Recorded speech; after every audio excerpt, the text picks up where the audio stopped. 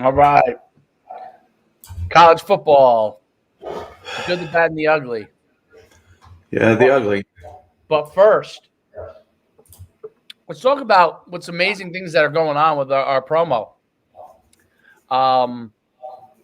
We are really having some excellent athletes come on board, and for some really long-term promotion. And I don't know if you've seen some of the stuff that I've been churning out some of the guys lately, but it's been really good. They've getting me some good stuff. They're getting me, obviously, starting to get the films from guys in their first 4 or 5 games, which is exactly what we need, right? And so players out there, myfootballcamps.com/D1. It's important to start getting your name out there. Start if you already have some good film. Let us get the opportunity to really help promote you. It's really, when I explain to people, both of us do a video for $199. People are like, wait a minute, you each do a video? I said, yeah, we each do a video. And then we do this 6 months. It's each of us doing a video each month, right? Which is like, if you were to just to put it in perspective, if you were to call up Mike or to call up me and say, hey, listen, I need you to put a highlight tape for me together, right? And put the highlight tape together. Take whatever clips I have, go in the huddle, do all that, and put the music to it and all that kind of stuff. That would cost you a minimum of $500. Okay, so the promo for what you're actually getting, and the reason why I bring this up today is because sometimes people are, I say, a penny wise, pound foolish, and I understand it's money, and you're in the world of sports where everybody's grabbing money all over the place. We get it. We understand. What you're getting is something that you cannot get anywhere else. And I've seen other groups try to copy it now because that's how good it is. Other groups try to copy what we're doing. But let's put it mildly here. Mike Farrell, the godfather of recruiting, and I don't take it lightly when I say that. Over close to 1 million followers just in his group of social media platforms. I'm over 1 point whatever million. Recruiting is about the connections you have and the ability for people to validate what someone says. You can go get an intern to go put a video together of you, and it might look nice. It's probably going to not look as nice as ours, but look nice, okay? And it goes to the land of crickets. And the land of crickets means just like all your huddle links that go to the land of crickets. Oh, I posted a huddle link. Great. No one saw it. Okay? I sent the huddle link to this guy or that guy. Great. No one saw it. myfootballcamps.com/D1. I'm telling you, me and Mike not only do the videos for you, but we take care of our guys. Okay? And if one day there's lady football players down the line, then we take care of the ladies. Sure. We take care of our guys, okay? And we are now not just putting out the videos, which we do on all our platforms, but I'll give you an idea of how the impact of myself and Mike. Mike, every once in a while, have one of these YouTube things that'll go viral or Twitter that'll go viral, and they'll go to the millions, literally to the millions. Every once in a while, like I posted a funny clip on not my personal TikTok, on my and you see sports TikTok, which is like I call it my bar stooly kind of TikTok, right, for me. And I posted a thing about Oklahoma, how basically the wheels are falling off with the schooner falling over, and I have related it to over 250,000 views in one day. Okay, the power of someone who has impact and respect, myself and Mike, goes a long way. And that's where you can get when you get this. The coaches respect our opinions, respect what we understand about football. Mike's the number one analyst in the world in football. Okay, I don't care what anybody else might think. This is validated over time. And in the space of combines and showcases, And as a coach, there is no one that touches me. And I don't ever get on my high horse, but I'm telling you, there's not one person remotely close that has a following that I have. So, and within that space that I have. Okay. And you can go validate it all. Go look at the Twitters. Go look at who's following us. Go look at it. So that's my myfootballcamps.com/D1. Beautiful say. Spiel. I'll let Mike go with his much nicer, kinder version. No, I like it. I like it. No, listen, you're fired up, and you should be. And I know what's ticked you off, and it's fine. And again, back to the pretty videos and interns and all that stuff. Our stuff is not pretty. You're sending us your videos. We're putting text over it. Coach puts his face in it. I don't put mine. My voice is on it. Nothing about pretty is going to get you a scholarship or get you any interest whatsoever. Doesn't matter. It could be the prettiest thing. And this is the point, when back in the day when I used to get VHS tapes in the mail, and my mailman hated me, the most attractive packages that arrived were the crappiest kids. And you're not fooling anybody with any sort of pomp and circumstance or some sort of lightning bolt over you in your highlight film or what it doesn't matter if you blow yourself up to twice the size or whatever garbage you want to do to your film or somebody can do to make it look great, short of speeding it up, which everybody knows when things are sped up. It's straightforward. It's very, very, I think, lunch pail approach, old school approach. This is the film. This is what we like about the film. This is why you should check this particular person out.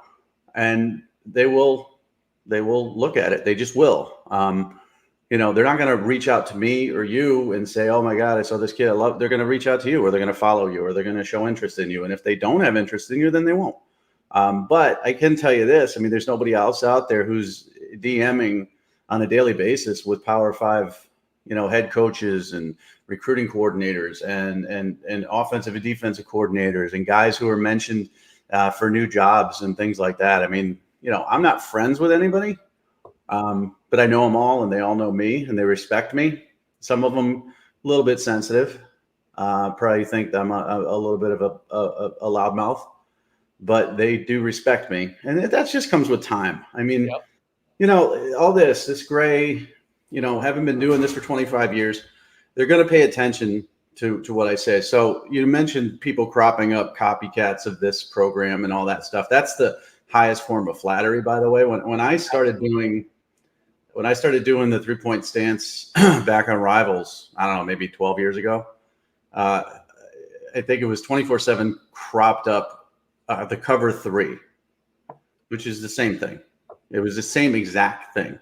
When we started doing I did a Farrell forecast back in the 2000s, and then the crystal ball emerged in 2010. Like, imitation is flattery, but it doesn't mean it's going to be, better or it's going to get you anywhere. So I say everybody crop up their own little Division I profile thing. If you want to flood the market with garbage, but, just know who it's going to get to and just look at the followers. And then determine based on there. We had some new people sign up, the Enlows in New Jersey. I'm excited about helping them. Bryce is the older one, and we've got less time to work on him, and that kind of excites me. And then his younger brother, we have more time. Andy Jaffe, defensive back from Florida, legit Power 5 offers already, but not where he wants to be in recruiting. And his dad sent me a list of schools that he's kind of interested in hearing from. I can guarantee you he's going to hear from all those schools because he sent me that list. Now, if you're a kid who signs up for our program and you want to hear from Alabama, I can't make that happen. But most of these parents are extremely knowledgeable as to the level of, what they want for their kids, whether it's academics, whether it's, they know their kid's a mid-major Power 5 kid or a Group of 5 kid or whatever. That's just the way it is. Jeremiah Kruger, we did last week. He, to me, is a Group of 5 talent. He's a tight end who can block, who can catch, but doesn't get targeted very much. And the funny part about it is J.J. Cole, the 4-star quarterback, is his quarterback, but they just don't throw to the tight end in that offense very much. But he's got some receptions, he's got some blocking film, put that out there. That kind of blew up last week. Yeah, I saw that. Yeah, and we're not going to say anything we don't believe in. Like, I'll tell him, I'll tell him why, I think he's Group of 5 and not Power 5. I'll tell a kid who's FCS why I think he's FCS and not Power 5 and all that stuff. But again, you're going to get noticed. You're going to get attention. People are going to look at you a little bit differently because they're coming through our filter. So I don't really mind the competition cropping up these packages. And the funny part about it is, the one that I'm talking about, and I won't mention their name, has so many things. Oh, you can get this profile on our website. You get this ranking. You can get this, this, and this. I had a player earlier this year who did a one-time promo with us who had a 3-star ranking on 5 different websites. I had never heard of any of them. And he just kept asking me, have you heard of this one? Never. And if I haven't heard of him, nobody on earth has heard of him. So you can get a 3-star ranking someplace. I could sell you a 3-star ranking on MikeFarrellSports.com right now if you want to pay me $5,000. I will. I don't care. But it's not going to do you any good. No one's going to give a crap. Right. What they want is they want to see your film and they want to be intrigued by it. 1 minute of film is not going to get you a scholarship. What it's going to do is it's going to make them go into and look more and more of your film, then maybe contact your coach or follow you and ask you for additional film and this, that, and the other. That's how it works. So there's no magic recipe here. Unless you do want to pay me for a 3-star ranking, $5,000 DM me, I'll do it. Can I get a commission on that? Yeah, absolutely. Everything I get, you get. So if somebody does hit me up on that, what are we at? We're 50-50, right? Yeah. I should sell stars. I really thought about it the other day, but it's so unethical. It is. Well, I'll tell you. So, and I want to bring this up before I forget, because I will forget it. First off, I just did Bryce's first video. I just started posting. I didn't post everywhere yet, but I just started posting. And he's super physical. Man, I'm seeing like the updated clips and stuff, how physical he is. And then Chase, I mean, he's running for like acres every week. He's only a sophomore. He's running for acres every week. So he's interesting. I'm curious if he ever.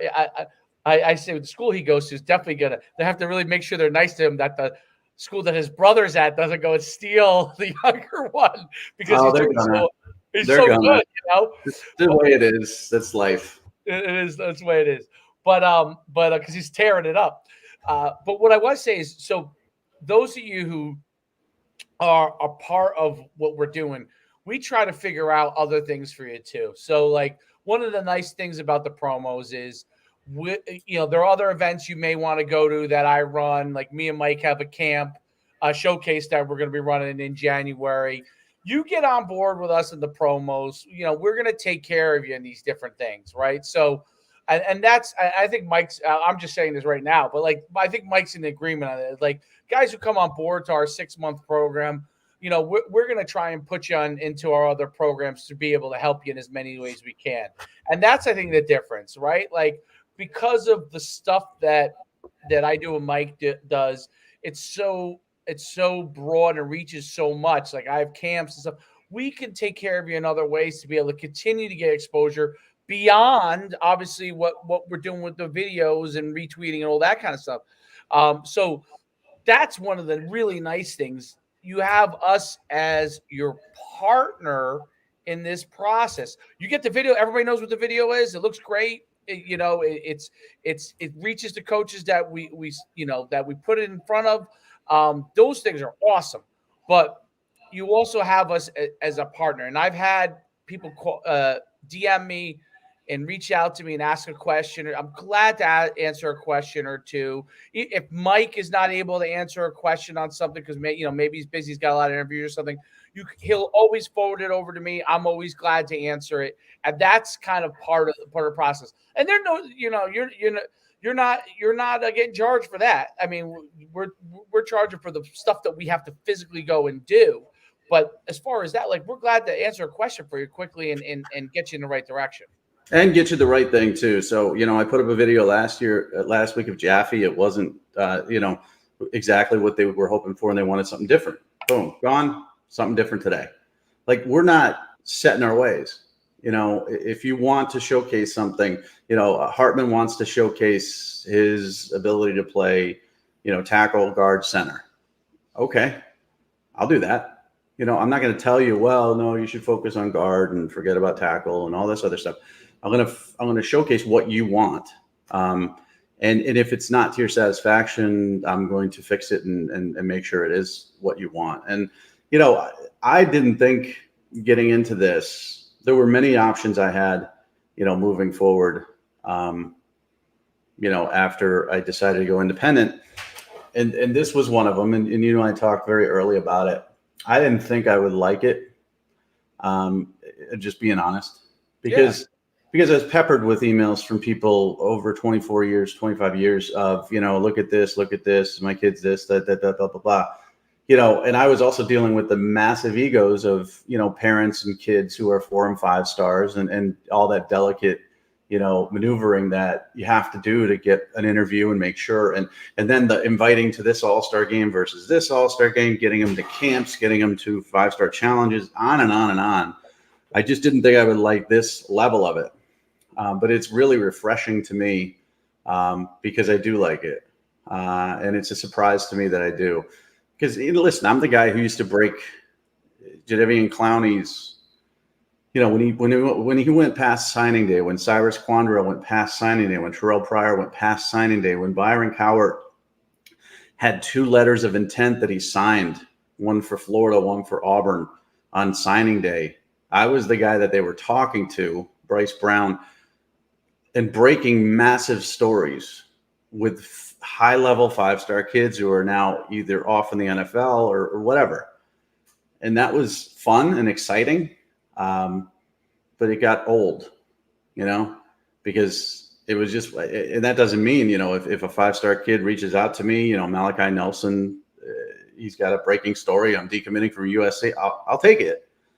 But it's really not, it's not as enjoyable as this, which people are going to say you're crazy. How on earth would you not rather cover Terrell Pryor, showing up at his press conference and announcing to everybody he's not making his decision because his dad wanted him to go to Penn State and he thought about Michigan because Rich Rodriguez was there and Ohio State was eventually the choice, but it was like a week after signing day. How is that high anywhere compared to a kid who's got, FCS offers trying to scrap his way to better offers? It's just different. I guess maybe I got tired of the superstars. And we talked about this, like everybody recruiting Arch Manning is ignoring every other quarterback.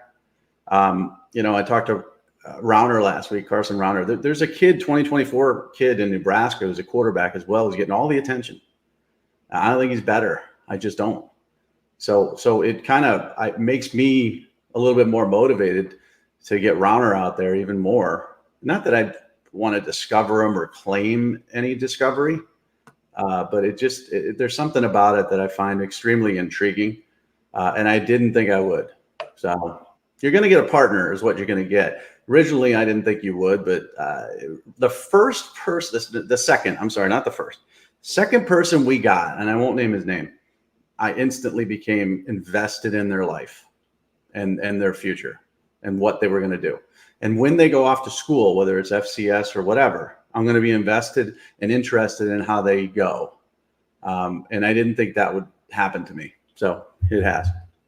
There is no doubt about it. It's great to see their progression. It's like they become one of your own guys, so you want to see them be able to go on to succeed. It's kind of like coaching, right? It's a little like coaching. Well, it is. Honestly, there's a similarity to it. Yes. And I never coached. So this is new to me. And this is kind of the feeling you get of when you get a kid that comes through your camps or through your high school or whatever and turns out to be something. We've had kids come through camps that were nothing and turned into something. I mentioned Dwayne Haskins, the late Dwayne Haskins. We mentioned Sharif Floyd. Mentioned a bunch of them. Christian Wilkins came through the camp process and went on to big things. But there wasn't a feeling of ownership of that because I was working for a massive vehicle run by $1 billion corporate company that all they cared about was money. And it may look stupid because this is something we're charging for, but it's honestly, I'm charging directly for it, but it's less about money now. I can't explain it. It's just weird. It's true, and a great transition into the wild world of college football, not just recruiting, but coaching changes. And I know you have some fantastic insight as to the wild world that's going on right now. Yeah. So, and this is the other thing. I kind of had an epiphany the other day. So I run a website, MikeFarrellSports.com. And it's small. Not a lot of people know about it. There's a lot of people who still think I'm with my previous company and all this stuff, and it's in its infancy. And we signed a deal with Sports Illustrated, and that's going to help us. And we're going to grow as SEO catches up to us. And I've got a large staff of writers, and I realized last night that we were putting up so much content. I think we put up over 100 articles last week alone, that I was flooding the market with too much. And so what I'm focusing on now this week in a revamp of my own strategy is quality content. And one of the things I'm going to be writing over the next couple of days is about Paul Chryst being fired at Wisconsin, because we knew Scott Frost was going to be fired. We knew, you lose to Georgia Southern and you've been horrible for years. You're going to get fired. We knew Herm Edwards would eventually get fired because of the NCAA stuff more so than anything else. We knew Jeff Collins wasn't going to last at Georgia Tech, and I knew Carl Durrell, who was fired this weekend at Colorado, he was going to be gone. I had no idea Paul Chryst was going to get fired. None. And this is a guy who's a Wisconsin grad, okay? He was 67-26 as Wisconsin head coach. He won the Big Ten West twice. He tied for it another time. 43-18 in Big Ten play. 9 or more games, he won 5 out of 6 full seasons. I don't count the COVID year. He brought his team to a New Year's 6 bowl 3 times in 7 seasons, and they fired him. And he's 2-3 this season. They just lost to Illinois at home. Embarrassing. They didn't run the ball. Player development's been a bit of an issue lately, but the reason they did it was because Jim Leonhard is their defensive coordinator, and everybody who's firing other coaches is looking at Jim Leonhard as a candidate, and Wisconsin knew that they were going to lose him if they didn't promote him. He's the interim coach. He's going to be their head coach.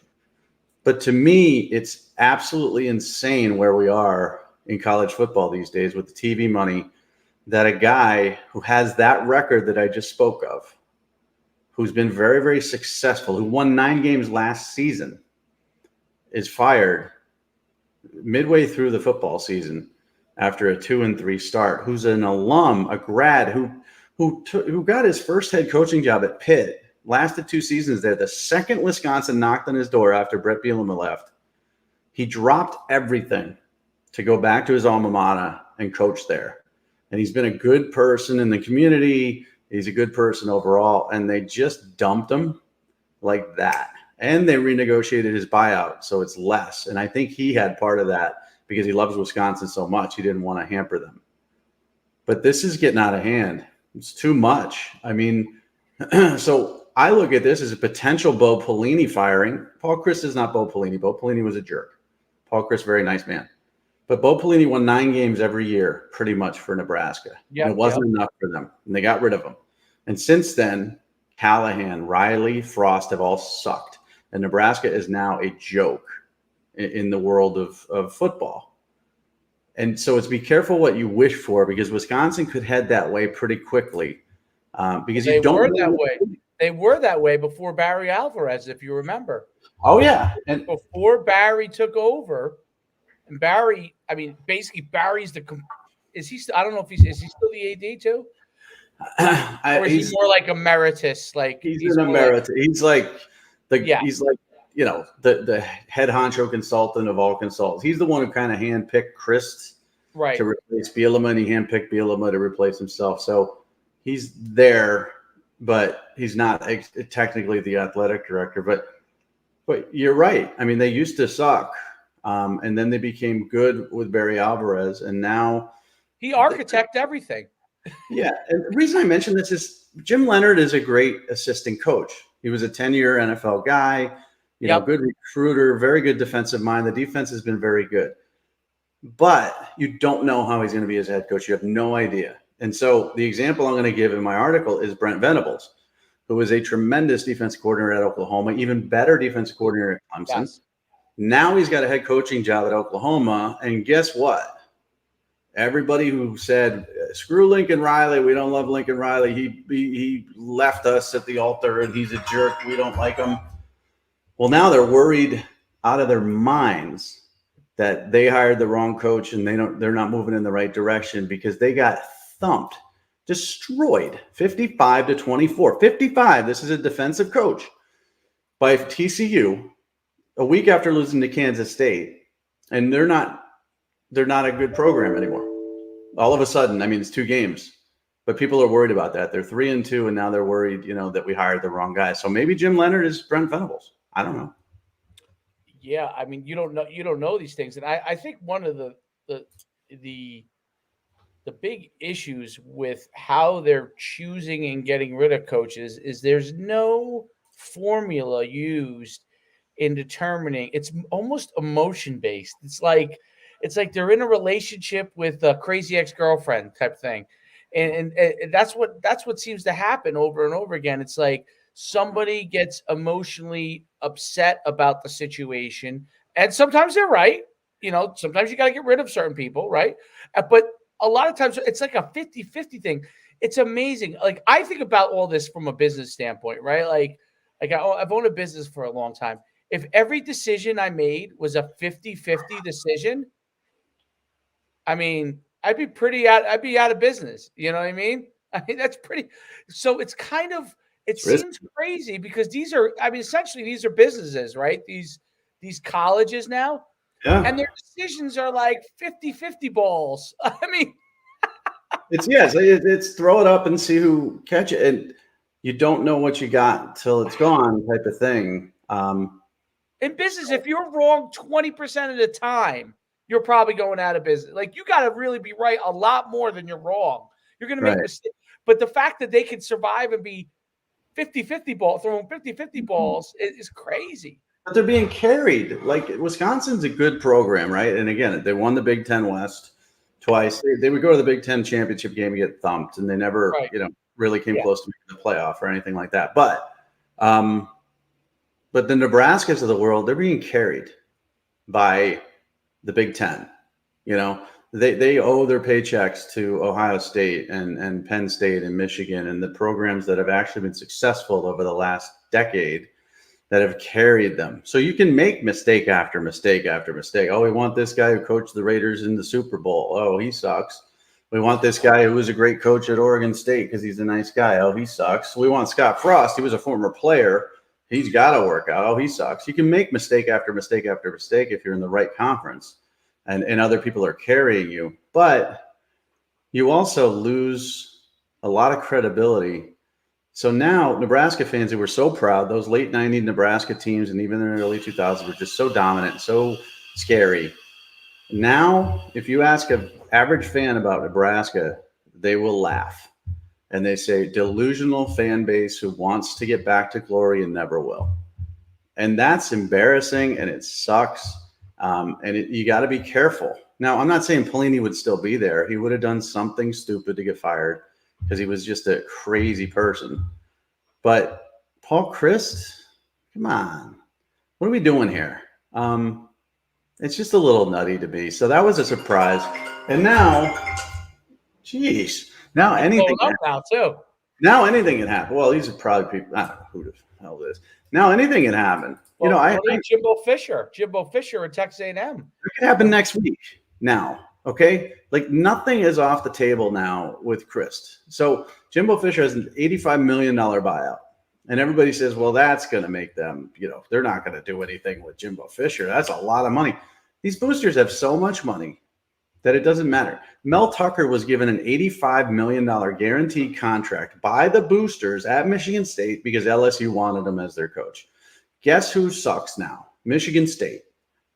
I mean, they're really bad. They just got thumped by Maryland. They're not a good football program anymore. He had one good year. They're going to lose to Ohio State this weekend, probably by 50. They're 2-3. You gave him $85 million. Why? So you give Jimbo that big money and he sucks. He could be fired next week. It wouldn't surprise me. And what's interesting, and there's places that they've been able to be patient just because they haven't been good for a while, like UCLA, and they've been patient with Kelly, and it's taken him much longer than he has when he was at Oregon.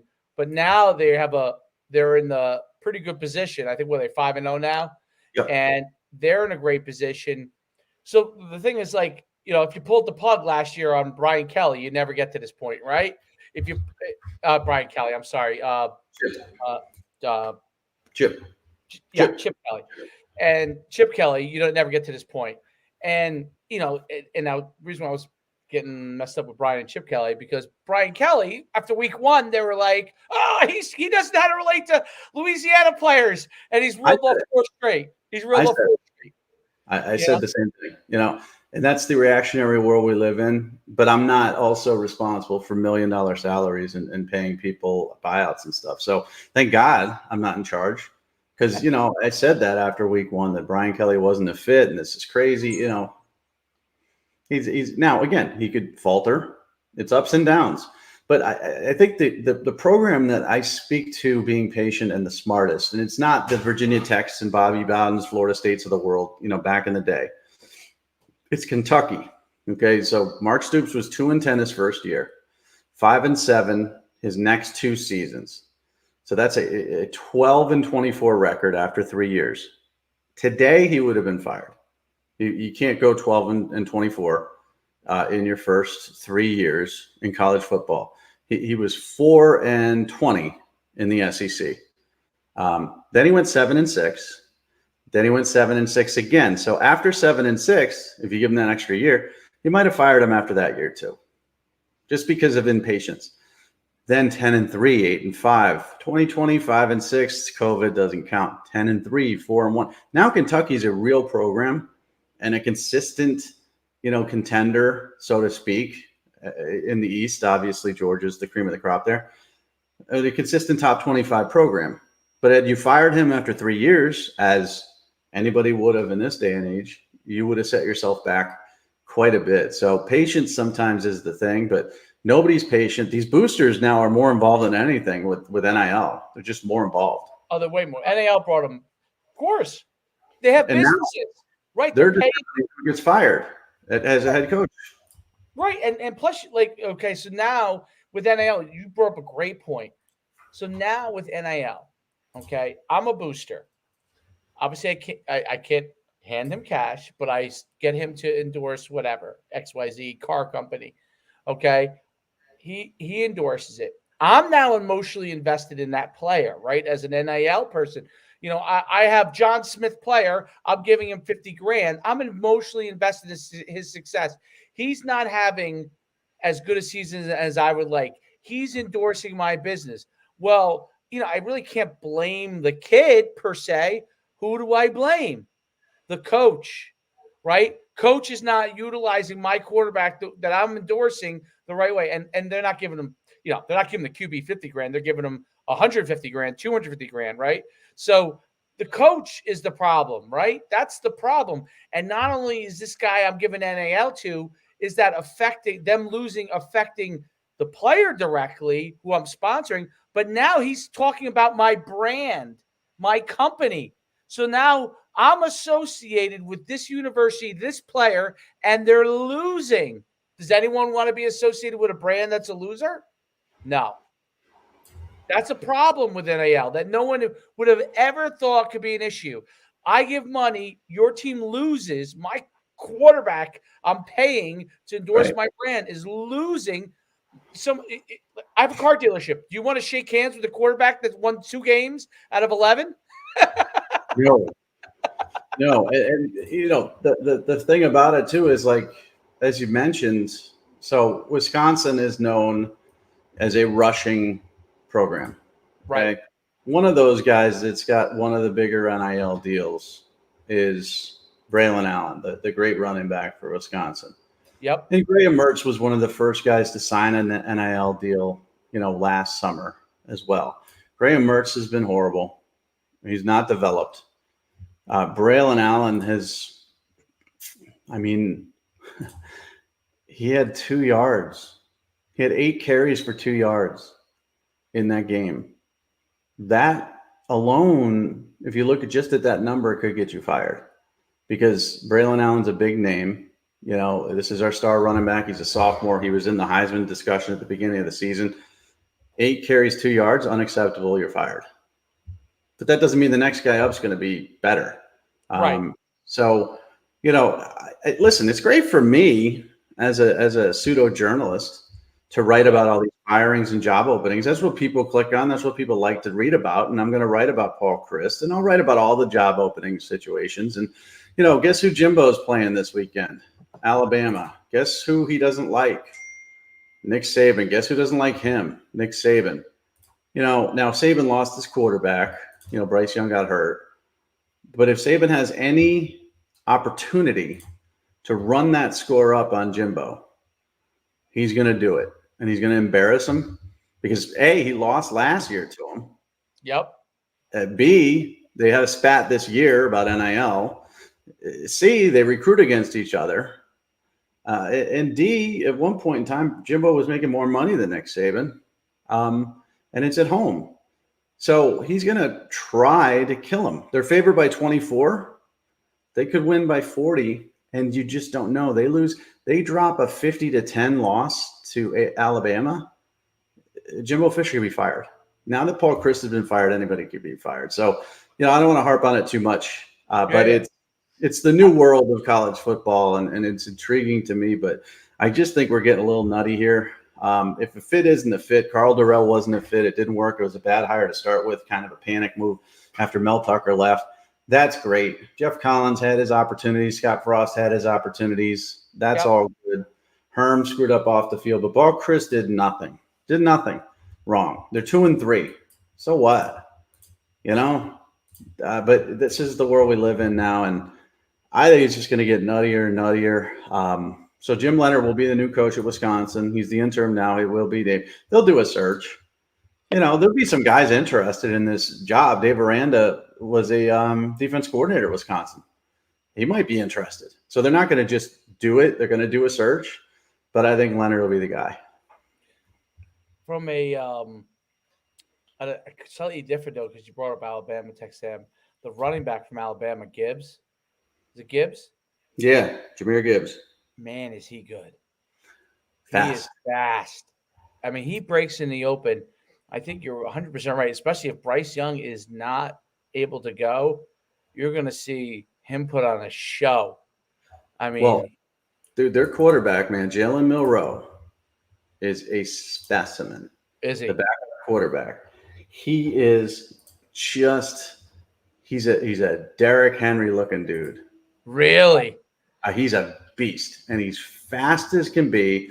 He would be starting for any other team not any other, but most other teams in the Power 5. Yeah, he's 6'2", 212, so he's not as tall as Henry, but he's jacked, and he's fast. He could be faster than Derrick. They say, and I don't know if I believe this, they say he's the fastest player on the team, timed. So it's going to be a different offense that goes out there. He's a good passer and all that, but he's not as fluid as Bryce Young and not as accomplished passer. But the running ability of him just sets a different thing. Bryce Young could run, didn't want to. This dude can run and wants to. So there's no drop off for Alabama whatsoever. They're going to kill him. And I think Jimbo could be in trouble if they do, because they lost to Mississippi State. They beat a Miami team that we now know is bad. They're really not impressing anybody. They beat Arkansas. They got lucky to do it. Took a long fumble recovery and a missed, a field goal. They're just not a good program. And people are going to be like, where's my return on investment for the $100+ million I paid this guy? Let's buy him out. I know it's guaranteed money, but let's come up with $85 million, all us rich Texas oil people, and let's get rid of them. And that could happen as early as next week. I don't think it will, but I'll tell you, when I got the Carl Durrell notification that he was fired, it was like, okay. Then I got Paul Chryst, and I was like, I had to look twice. I'm like, wait a minute. How's this possible? but it is. What about? Did you watch the Missouri Georgia game at all? I did. I liked the way Missouri played, man. Defensively, they just wore Defensively, out. They yeah, they wore wore out. out. Right. Yeah, good They game have though. some defensive players. I mean, they have They- guys coming off the edge that caused havoc for them. When I have to look dudes up, okay, and refresh my memory as to where this dude stands in the pecking order of the NFL draft, that's when you know you're impressing me. And they had a couple dudes. I'm trying to remember the one guy's name. I mean, because I knew about The ends Jeffco. and the linebacker, the outside It's Isaiah linebacker. McGuire. Isaiah McGuire was the guy, number 9. Yes. 6'4", 275 out of Tulsa, Oklahoma. He only had 2 tackles in the game. And he's only got 7 tackles this season, solo tackles and 2 sacks. But he was so disruptive. He's so long. He's not super explosive, but so long and so disruptive that I looked him up, and I know he's a fringe 7th, 8th, 6th, 7th rounder. I think he really raised his stock. But I was impressed with the way they played. Their DBs were tough, played in man-to-man 3/4 of the time. I mean, I also thought there was a couple of calls there that I see a lot of these things go a lot of times in college football, and there were a couple of calls. I'm like, wow. I'm like, Missouri got zinged on some stuff, Yeah. that now they shot themselves in the foot in the first half. They were on the 1-yard line, almost. And they went off sides, and I actually thought it was a coaching mistake. They like to, as soon as they get a big play, Missouri likes to get right on the ball and like run another play, right? But at the end of the half, they're at the 1-yard line. They got right in the ball, tried to run a play, so they couldn't substitute. So Georgia couldn't bring in the huge guys or whatever to stop them running it in. And they went off sides, and then they didn't score a touchdown. They had to kick a field goal. And instead of it being 20-3, it was 16-3. And Georgia got life after that. I think that was a huge, huge play. But what was interesting. I mean, I thought it was a mistake. Like college coaches, obviously these guys are some of them are super smart. Some of them think they're smart, but they kind of, if they just took their time and came up, they had 4 downs, right? They would have 4 downs instead of trying to rush and get right in. They basically would have had to put Georgia in a situation where they would have to throw every down. And from what I saw for the first time, I thought Stetson Bennett actually came through in the clutch. Okay, so he deserves credit for that.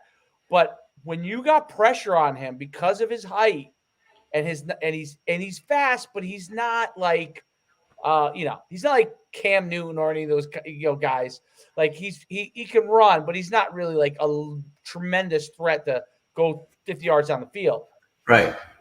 Once they were getting after him and hitting him, like that's the formula. If you got guys like Missouri, and I'm sure there are other teams that have guys like Missouri. I don't know if they're as good or not, but they have guys that can do those things. That's how you're going to have to get after Georgia. You got to hit him because he can't get to his receivers. He was having a hard time getting to Brock Bowers. He was having a hard time, and he had guys. Like he had to go to the gigantic tight end. What's that guy's name? Darnell Washington, man. That guy that's what guy you were talking about, right? I was That's LeBron James. Run as fast as he did. He's LeBron James size. He is 6'6", and LeBron's 265. Right. He's that. That's when we saw him in high school. We were like, that's LeBron James playing football. He is a absolute monster beast. There was one play we caught it, and he just the D-back came up to hit him, and the D-back was not a small kid, and he just bounced off of him like 5 yards back. He's a monster. It's amazing with all those offensive weapons that they struggled. It's a credit to Mizzou. Yes. They've got some players on that team. And after they lost that horrible game against Auburn, where it was just like, their field goal kicker missed a chip shot to win the game. And then they had the reaching over the goal line fumble and just a lot of dumb boneheaded things to lose the game against not a very good Auburn team. I questioned whether this team would go in the tank and Eli Drinkwitz would lose them. He didn't lose them. They played hard. And to speak to your point of hitting, man, they hit. That defense loves to hit. And that's, it might be, I mean, this is a film that a lot of people playing Georgia are going to watch. And they're going to say, okay, they kind of figured something out here, and we got to do the same thing and just, punish them. Because they suddenly, Georgia was the number one team in the country, and you couldn't really find any weaknesses. Now I see weaknesses. I see wide receivers that don't get tremendous separation. Whereas before I was like, well, they're deep at wide receiver. They got all these tight ends. Bennett's effective.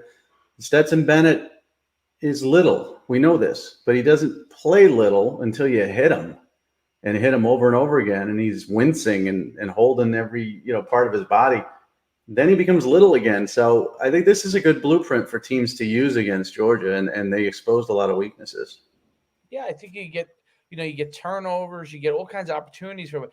And I think you're dead on. Stetson Bennett, because he is a clutch guy and all those things. If you don't hit him, he's very poised. He's just going to pick you apart. But if you come after him, he's still a small guy. A small guy is a small guy. It doesn't matter. Like, he weighs what he weighs. It doesn't matter how great he plays when you're not him. But when you start to hit him, he still weighs XYZ, 185, whatever he weighs, 190. And that's, you're getting beat up over the course of a game. And that's going to weigh into, you might make a mistake. You might drop a ball. You maybe don't make as good a decision. I also think it's interesting because those two tight ends are, you talked about Darnell Washington. I didn't know anything about him until I watched this game. I almost think that those two guys, and they did it at the end of the game to win the game, ran behind them, put them both on one side. You know what I'm saying? Brock Bowers. Like, they were almost like they were your receivers. They were your tackles. They're going to have to, Georgia's going to have to use those two guys in every capacity, wide receiver, fullback, as double wings, as like basically two extra tackles. You know what I mean? They have to use those guys in that capacity because literally those are the two best players on there. From what I saw, those are the two best players on their team, hands down. Yeah.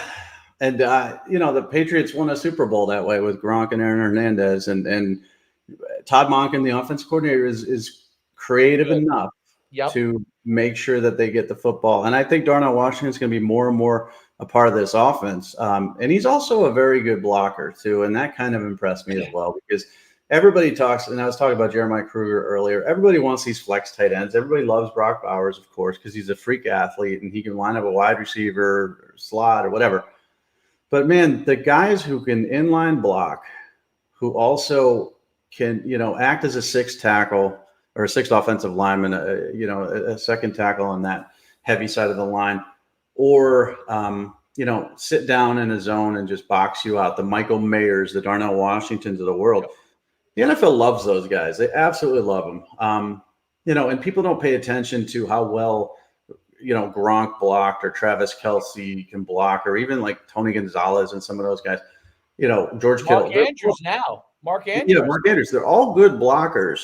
And there's no weakness there. Kyle Pitts was drafted as high as any tight end ever, and he really can't block that well. And he was sort of an exception to the rule because they kind of drafted him as a wide receiver type. But they want guys like Darnell Washington. When I was watching Darnell Washington play, and he's not a huge part of this offense yet, I was like, how do you pass on this kid in the second round? Maybe first you don't take him. But if he runs anywhere in the 4.7 range and he's 6'6" and he's 275 pounds, he's listed 6'7", 270, which is probably accurate. I could use him in 50 different ways to screw up a team at the college and the NFL level because there's nobody who can cover him and he can block like a tackle can. So you're going to see a lot more of Darnell Washington. And this was the big debate. So we had, Darnell Washington, was he going to be a 5-star? Was he going to be a 4-star? I saw him down at Under Armour the first week of practice. The first day of practice, he had no idea what he was doing. He ran every wrong route. He got yelled at. And then I thought, okay, he's going to quit. Like that's what kids do at all-star games. They get yelled at, they quit. they don't quit, but they come up with a hamstring, mail it in. And he did that for a day. And I'm like, oh, this kid's overrated. And then he came back. And I was like, wait a minute. And then he started learning the routes a little bit better. And he didn't move that fluidly. He still had a lot of, heavy footedness. But I was like, if this kid wants to be good, which I kind of just saw, he had a little poutiness and then he came back. There's no stopping him. So the want to was always a question. And now we're seeing that he really does want to, because I could see it in his blocking. And that's really when you can tell if a receiver or Keyshawn Butte is another example of that at LSU. That's a kid who doesn't want it. He's not being utilized well at LSU. Brian Kelly's turned him into one of the top 3 wide receivers in the nation, to an afterthought, a complete afterthought. But it also shows in his attempts to block. It shows in his attempts to get involved in the offense. It shows he's kind of sitting out the season now, waiting for his NFL opportunity. And that is a huge red flag to me. So Darnell Washington has really proven to me that he's legit. And he's up there. He's up there when it comes to, tight ends that I would take in the late first round, early second round. Oh, there's no doubt about it. And that Georgia probably, I think the way they approached that game when it kind of hit the fan, they're like, whoa, okay.